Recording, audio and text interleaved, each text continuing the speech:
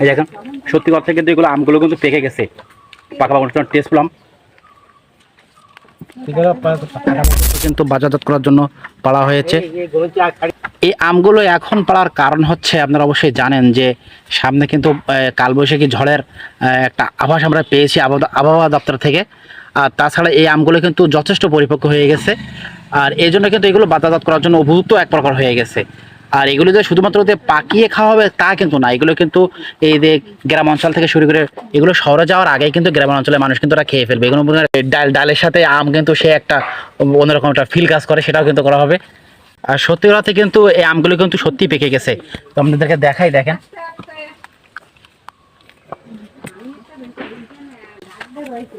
এই দেখেন সত্যি কথা কিন্তু এগুলো আমগুলো কিন্তু পেকে গেছে, পাকা পাকা টেস্ট পেলাম দেখেন। এই জন্য কিন্তু এগুলো পাড়া হচ্ছে। আর তাছাড়া কিন্তু আমগুলো পড়ে যাচ্ছে, যেহেতু মসজিদের আম এগুলো কিন্তু বিক্রি করে কিন্তু মসজিদের ফান্ডে জমা হবে। তাই কিন্তু যেহেতু বাজারে এখন মানে ভালোই দাম পাওয়া যাচ্ছে, এই জন্য দাম পাওয়ার সাথে সাথে এগুলো কিন্তু বিক্রি করে দেওয়া হচ্ছে।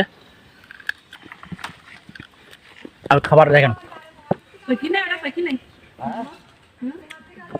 পেয়ে গেছে, 10টা কিন্তু সব লোভ দিচ্ছে সেই স্বাদ।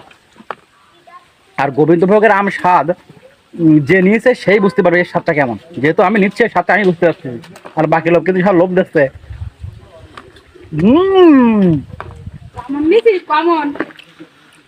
আমি নেবো গে, আমি খালি খাবো।